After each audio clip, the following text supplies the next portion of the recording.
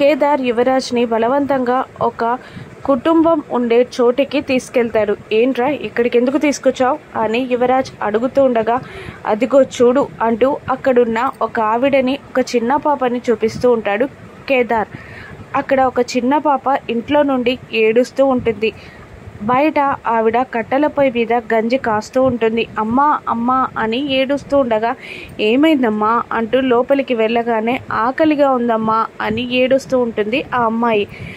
నీకు పెట్టడానికి నా దగ్గర ఏమీ లేవే, ఆయన చనిపోయి నిన్ను నన్ను అనాథల్ని చేశాడు, ఆగవే గంజి కాస్తున్నా అని అంటూ బయటికి వచ్చి గంజి కాస్తూ ఉంటుంది. ఇక అప్పుడే కేదార్ యువరాజ్లని చూసి, ఎవరయ్యా మీరు అని అడుగుతూ ఉండగా, సీను అని అంటూ ఉంటాడు కేదార్. ఆయన చనిపోయాడయ్యా, ఆయన చనిపోయి మమ్మల్ని అనాథల్ని చేసేశాడు అని ఆవిడ చెప్తూ ఉంటుంది. అక్కడున్న ఫోటో వైపు కేదార్ చూపిస్తూ ఉంటాడు యువరాజ్కి.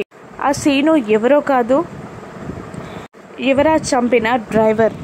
ఆ రోజు ఆ ప్రొఫెసర్ కార్ని హైజాక్ చేయబోతూ డ్రైవర్ని చంపిన యువరాజ్ వల్ల ఆ కుటుంబం అనాథలుగా మిగిలిపోయింది. వాళ్ళిద్దరి కష్టాలు చూసి యువరాజ్ కూడా కాస్త బాధపడతాడు.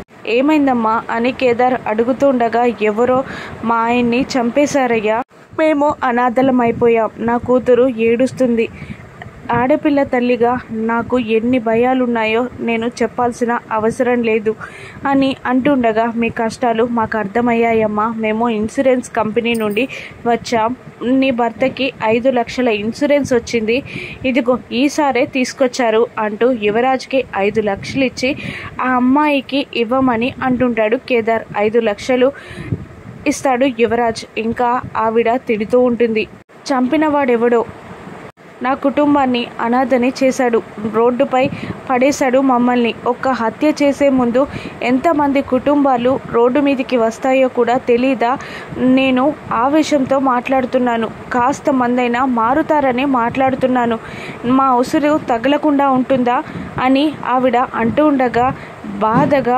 కన్నీళ్లు తుడుచుకుంటూ ఉంటాడు యువరాజ్. నీకు ఇంకేమైనా అవసరమైతే మాకు ఫోన్ చేయమ్మా, నీకు అండగా ఉంటాం, నీకేమైనా కుట్లు అల్లికలు వస్తాయా అని అడుగుతుండగా, టైలరింగ్ నేర్చుకోవాలనుకున్నానయ్యా కానీ నేర్చుకోలేకపోయాను అని ఆవిడ అంటుండగా, ఇప్పుడు నేర్చుకో, నేను మంచి స్థలం చెప్తాను, అక్కడే టైలరింగ్ షాప్ కూడా పెట్టుకుందు కానీ నీకు అండగా మేముంటాం అంటూ ఫోన్ నెంబర్ ఇచ్చి కేదార్ యువరాజ్ని తీసుకొని బయటికి వస్తాడు. కార్ దగ్గర నిలబడి, చూసావా నీ వల్ల ఒక కుటుంబం అన్యాయం అయిపోయింది, నా తమ్ముడు మారాలనే నేను ఇక్కడికి తీసుకొచ్చాను, నా తమ్మునికి అందరి దీవెనలు దక్కాలే కానీ అందరి శాపనార్థాలు కావు, ఒక హత్య వల్ల ఎన్ని కుటుంబాలు నడి రోడ్డు మీదకి వస్తాయో తెలుసా అని అడుగుతుండగా, ఆగు, ఏంటి థ్యాంక్స్ చెప్పానని అడ్వాన్స్గా తీసుకోవాలి అనుకుంటున్నావా, నువ్వు నాకు ఎప్పటికీ అన్నవి కావు, నువ్వు అనాథవే, వజ్రపాటి వంశ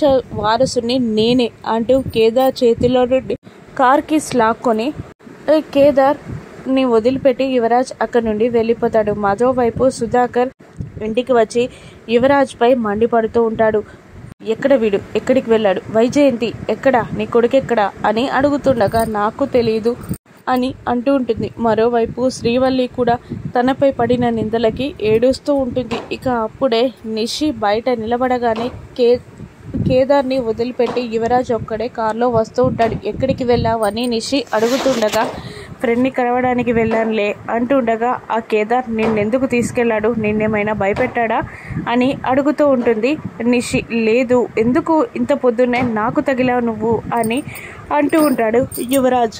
అలా కాదు, నిన్నేమైనా భయపెట్టాడా, నువ్వెందుకు ఏమీ చెప్పట్లేదు అని అంటూ ఉండగానే పోలీసులు వస్తూ ఉంటారు. మళ్ళీ ఏదైనా నెత్తి మీదికి తెచ్చావా అని అంటూ ఉండగా, ఆగు, నేనేం చేయలేదు అని అంటూ యువరాజ్ సైలెంట్ అవ్వగా కౌశికి అందరూ బయటికి వస్తారు. ఇక పోలీసుల రాకతో ఏమైంది అని అడుగుతూ ఉంటుంది కౌశికి.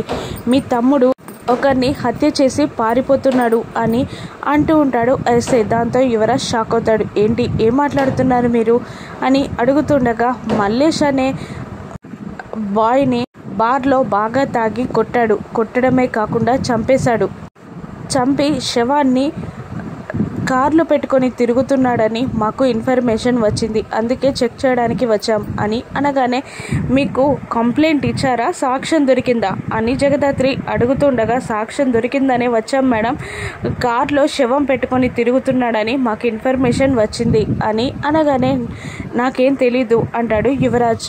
ప్రతి వ్యక్తి చెప్పే మాట ఇది, మేము చెక్ చేస్తాం అని అంటూ కార్ అంతా చెక్ చేయమంటాడు ఆ ఎస్ఐ కానిస్టేబుల్తో. ఇక ముందు అంతా చెక్ చేస్తుండగా డిక్కీ ఓపెన్ చేయమని అనగానే డిక్కీలో ఏదో బ్యాగ్ ఉంది సార్ అంటారు ఆ కానిస్టేబుల్. ఆ బ్యాగ్ కింద పెట్టి ఓపెన్ చేసి అందులో శవం ఉండడం గమనించి అందరూ షాక్ అవుతారు.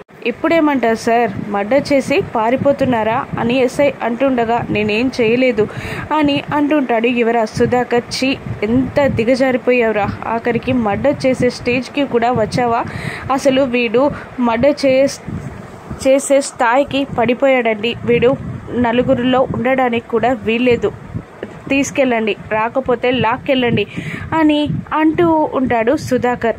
దాంతో యువరాజ్ ఒక్కసారిగా సుధాకర్ కాళ్ళ దగ్గర మోకాళ్ళపై కూర్చొని నేనేం చేయలేదు నాన్న, నిజంగా నన్ను నమ్ము, నాకేం తెలీదు అని అంటూ ఉండగా, చి నిన్ను నమ్మను, ఈ రోజు నుంచి నువ్వు చనిపోయావు నా దృష్టిలో అని అంటుంటాడు సుధాకర్. అమ్మ నువ్వైనా నమ్మమ్మా అని అడుగుతూ ఉంటాడు వైజయంతిని. నా కొడుకు ఏ తప్పు చేయలేదు అని అంటుండగా, ఇంత మంచిగా సాక్ష్యాధారం ఉన్నాక ఇంకా ఎలా మాట్లాడతారు మీరు అని అంటూ ఉంటాడు వైజయంతితో ఆ ఎస్ఐ. ఇక కార్లో శవం దొరికినంత మాత్రాన హత్య చేసినట్టు కాదు కదా అని అంటూ ఉంటుంది ధాత్రి. ఇంత సాలిడ్ ఎవిడెన్స్ దొరికాక ఎలా మాట్లాడడం ఏంటి మేడం, రండి అని అంటూ యువరాజ్ని ఈడ్చుకెళ్ళి కార్లో పడేసి అరెస్ట్ చేసి తీసుకెళ్ళిపోతారు పోలీసులు. నేనే తప్పు చేయలేదు నిషి అని యువరాజ్ నిషి వైజయంతిలని అడుగుతూ ఉంటాడు. ఇక యువరాజ్ అరెస్ట్ చేసి తీసుకెళ్ళగానే కౌశికి సుధాకర్లని, అయ్యో మా ఆయన్ని తీసుకెళ్తున్నారేం మాట్లాడారేంటి అని అంటుండగా, ఇంత బాగా సాక్ష్యం దొరికాక ఇంకేంటమ్మా అని సుధాకర్ అంటూ ఉంటాడు. లేదు లేదు, ఎవరో కావాలనే ఇరికిస్తున్నారు కేదార్, నువ్వే తీసుకెళ్ళావు కదా, నువ్వే హత్య చేసి మా ఆయన మీద నెట్టేస్తున్నావు, ఆస్తి కోసం ఇదంతా చేస్తున్నావు అని అంటుండగా, లేదు నేను చెయ్యలేదు అని అంటాడు కేదార్. అప్పుడు మళ్ళీ నిషి, లేదు నువ్వే చేసావు అంటుండగా, లేదు నేను చేయలేదు, యువరాజ్ వల్ల అన్యాయమైన ఒక కుటుంబం దగ్గరికి తీసుకెళ్లాను, అక్కడ మంచి జరిగింది, నేనేం చేయలేదు అని అంటూ ఉండగా, నువ్వేం చేయలేదు నాకు తెలుసు, ఎవరి ఆలోచనలు ఎవరి పనులు ఎలా ఉంటాయో నాకు బాగా తెలుసు అని అంటూ ఉంటాడు సుధాకర్. మా ఆయన్ని వెలివేయడం అరెస్ట్ చేయించడమే తెలుసా మీకు అని అంటూ ఉండగా, ఎవరు చేసిన పనులు బట్టే వాళ్లకు ట్రీట్మెంట్ ఉంటుందమ్మా అని సుధాకర్ నిషిని తిడుతూ ఉంటాడు. జగదాత్రి ఒక్కసారిగా నేను తప్పు చేయలేదు అని సుధాకర్ కాళ్ళపై పడిన యువరాజ్ని గుర్తు తెచ్చుకొని ఆలోచిస్తూ ఉంటుంది. ఇక మీనన్ నుండి యువరాజ్ని జేడీకేడీలో కాపాడగలరా, రానున్న ఎపిసోడ్స్లో చూద్దాం. Thank you for watching.